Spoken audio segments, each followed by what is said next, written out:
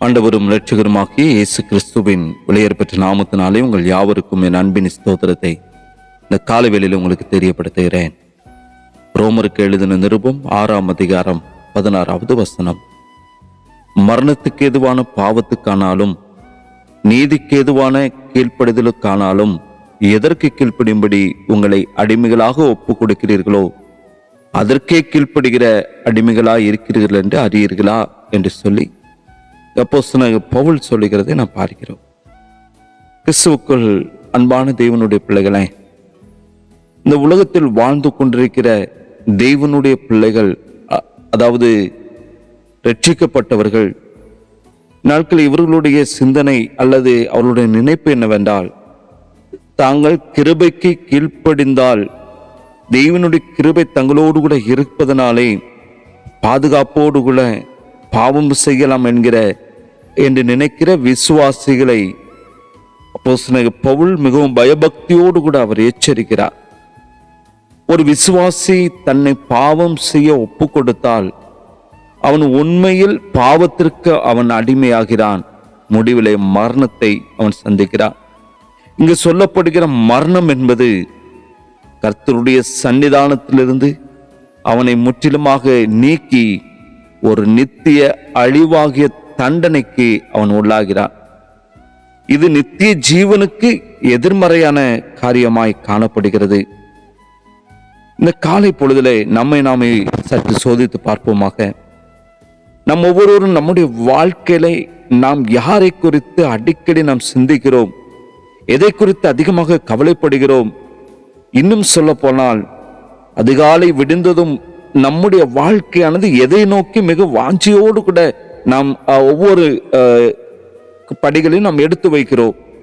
மொத்தத்தில் நம்முடைய இருதயத்தில் நிறைந்திருக்கிறதான காரியங்கள் என்ன? உண்மையுள்ள இருதயத்தோடு கூட இந்த கேள்விகளுக்கெல்லாம் நாம் சோதித்தறிந்தவர்களாக ஒரு பதிலை நாம் கண்டுபிடிப்போமானால் அந்த பதில்களுக்கும் காரணம் அநேகம் காணப்படலாம், அல்லது சாக்குப்போக்கு சொல்லலாம்.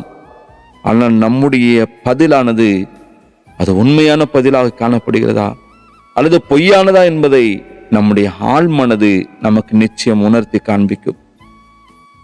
நான் இவ்வாறாக ஒரு சம்பவத்தை வாசிக்க நேரிட்டது. ஒரு செல்வ செழிப்பான ஒரு மனிதர், உலகத்தில் மிகவும் எல்லா விதமான செல்வத்தினால் நிறைந்து எல்லா விதமான நன்மைகளும் பெற்று தன்னுடைய வாழ்க்கையில் அனுபவித்துக் கொண்டிருந்தார். திடீரென்று தன்னுடைய வாழ்க்கையில சகல விதமான காரியங்களும் நஷ்டப்பட்டு தன் வாழ்க்கையை உழண்டு போனவராக, வாழ்க்கையில் பெரும்பகுதியை தன் வாழ்க்கையை வீணாக கழித்து விட்டார். ஒரு நாள் தேவனுடைய பெரிதான கிருபையினால் தொடப்பட்டவராக கிறிஸ்துவுக்குள்ளாக தன்னுடைய வாழ்க்கையை புதிய வாழ்க்கைக்குள்ளாக அவர் பெற்றுக்கொண்டு ஒரு புதிய வாழ்க்கையை வாழ ஆரம்பித்தார். ஒரு நாள் காலை நேரத்திலே அவர் தன்னுடைய இந்த ஆபீஸுக்கு கடந்து சென்று தான் இருக்கிறதான அந்த மேசையில் அந்த நாற்காலில் அமர்ந்து அவர் அங்கே அமர்ந்திருந்த பொழுது அவருடைய உள்ளத்திற்குள்ளாக உண்டானதான ஒரு உணர்வின் சத்தம், இப்போதெல்லாம் என்னுடைய மனது ஆண்டவரை தானே நினைத்து கொண்டிருக்கிறது, அவரைத்தானே தேடுகிறது. இது என்ன மாற்றம்? எப்படியானது? என் மனதை இதுவரை நெருங்கிருந்த காரியம் என்ன? குற்றமான அந்த சாட்சி எங்கே? என்னுடைய சிந்தனையின் போக்கை மாறிவிட்டது. எப்படி? இந்த உணர்வு வந்ததும் அவர் தன்னுடைய அலுவலகத்தில் தான் இருப்பதையும் மறந்து கண்ணீர் மல்க கர்த்தரை துதித்து மகிமைப்படுத்தினார் என்று வாசிக்க முடிந்தது. ஆம் பிரியமான தேவனுடைய பிள்ளைகளே, நாட்களில் நாம் எதற்கு முக்கியத்துவம் கொடுக்கிறோமோ, எதனை அதிகமாக வாஞ்சித்து நம்முடைய இருதயத்தை அந்த நினைவினால் நிறைக்கிறோமோ நாம் அதற்கு அடிமையிலாகிவிட்டோம் என்பதுதான் உண்மை.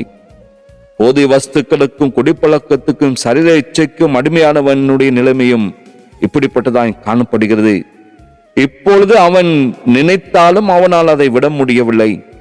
அதுவும் அவனை விடாது, அவனை பற்றி கொண்டு காணப்படுகிறது. பாவத்திற்கு இடமளித்தால் பாவம் நம்மை பற்றி கொள்ளும். தேவனுடைய நீதிக்கு கீழ்ப்படுவதையே நம்முடைய வாழ்வாக நாம் மாற்றிக்கொண்டால் நம் தேவனுடைய அந்த நீதிக்கு நாம் அடிமைகளாய் காணப்படுகிறோம்.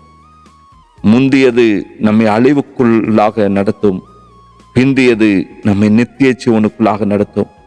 ஆனால் நாம் இயேசுவின் இரத்தத்தால் மீட்கப்பட்டவர்கள், அவருடைய விலையேற பெற்ற இரத்தத்தினால் அவர் கல்வாரி சிலுவையிலே சிந்தினதான அந்த மாசற்ற தூய்மையான இரத்தத்தினால் மீட்கப்பட்ட தம்முடைய பிள்ளைகளாய் காணப்படுகிறோம். நம்முடைய வாழ்க்கையில் நாம் யாருக்கு எதற்கு முதலிடமும் முடிவிடமும் கொடுக்க போகிறோம் என்பதை இந்த காலை வேளையிலே சிந்தித்து பார்க்கும்படியாய் பரிசுத்த ஆவியானவர் வாஞ்சிக்கிறார். பவுல் கேட்ட கேள்வி இப்போது நம்முடைய வாழ்க்கையில் நாம் கேட்டு பார்ப்போம். இப்போது நமக்கு வாழ்க்கையில் வெட்கமாய் தோன்றுகின்ற காரியங்களினாலே அக்காலத்திலே நமக்கு என்ன பலன் கிடைத்தது? இதனால் அவைகளின் முடிவு மரணமாக தான் இருந்தது.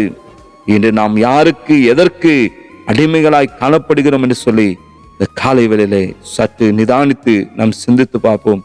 தேவ சமூகத்தில் அமர்ந்திருக்கிற நம்முடைய வாழ்க்கையிலே கிருபையினால ரட்சிக்கப்பட்டிருக்கிறோம். தேவனுடைய கிருபையானது ஒவ்வொரு நாட்களும் நம்மை வழிநடத்தினது, நம்மை பாதுகாத்தது, நமக்கு ஜீவனை கொடுத்தது. இந்த கிருபைக்காக நாட்களை நாம் என்ன செய்திருக்கிறோம் என்று நம்மை தாமே நிதானித்து அறிந்தவர்களாக நம்முடைய வாழ்க்கையில் இன்னும் நம்முடைய வாழ்க்கையில விட வேண்டிய காரியங்களை விட்டு பரிசுத்தமாக வேண்டிய காரியங்களை பரிசுத்தமாய் தேவனுக்கு பிரியமாக வாழும்படியாக நாட்கள் நம்மை பரிபூர்ணமாக நம்மை அர்ப்பணிப்போம். அப்போ பவுல் கேட்டது போல மரணத்துக்கு எதுவான பாவத்துக்கானாலும் நீதிக்கு எதுவான கீழ்ப்படிதலுக்கானாலும் எதற்கு கீழ்ப்படியும்படி உங்களை அடிமைகளாக ஒப்பு கொடுக்கிறீர்களோ அதற்கே கீழ்ப்படுகிற அடிமைகளா இருக்கிறீர்கள் என்று அறியீர்களா என்று சொல்லி கேள்வி கேட்கிறார். நாட்கள் நாம் யாருக்கு அடிமைகளா இருக்கிறோம் என்ற ஒரு கேள்வியோடு கூட இந்த காலை பொழுதுல தெய்வ சமூகத்தில் நாம் அர்ப்பணிப்போம். ஆண்டவரே, உமக்கு நான் எப்பொழுதும் அடிமை. ஆண்டவரே, உன்னுடைய கரங்களை என்னை அர்ப்பணிக்கிறேன் என்று சொல்லி தெய்வனுடைய கரங்களை நம்ம அர்ப்பணிப்போம். எப்பொழுதும் கர்த்தருக்கு அடிமைகளாக அவருடைய சித்தம் செய்யும்படியாக அவருடைய நாமமே மகிமைக்கென்று வாழும்படியாக தேவனுடைய கரத்தில் நம்ம அர்ப்பணிப்போம். தெய்வ கிருபையும் சமாதானமும் உங்கள் அனைவரோடு கூட இருப்பதாக. ஆமென். ஜெபிக்கலாம். நேசிக்கிற அன்பின் நல்ல தகப்பனே, ஆசீர்வதிக்கப்பட்ட அந்த காலை வேளைக்காக நாங்கள் உமக்கு நன்றி செலுத்துகிற ஆண்டவரே, எங்களுடைய இருதயத்தின் நினைவுகள் எப்பொழுதும் அப்பா நீதிக்கு கீழ்ப்படுவதை பற்றி அப்படிப்பட்ட நினைவுகளால் நிறைந்திருக்க பரிசுத்த ஆவியானவர் யாவருக்கும் நீர் கிருபை செய்வீராக. எங்கள் வாழ்க்கையிலே வெட்கமாக தோன்றுகின்ற பாவ காரியங்களை பரிபூர்ணமாய் விட்டு நாட்களில் ஒவ்வொரு நாட்கள் ஆண்டவரே பரிசுத்தத்தின் பாதையில கடந்து செல்ல நித்தியத்திற்கு நேராக நீதிக்கு நேராக நாங்கள் நடப்பதற்கு தகப்பனை யாவருக்கு கிருபை தந்து வழி நடத்துங்க. ஆசீர்வதிங்க. இயேசுவின் நாமத்தில் ஜெபிக்கிற நல்ல பிதாவே. ஆமென். ஆமென்.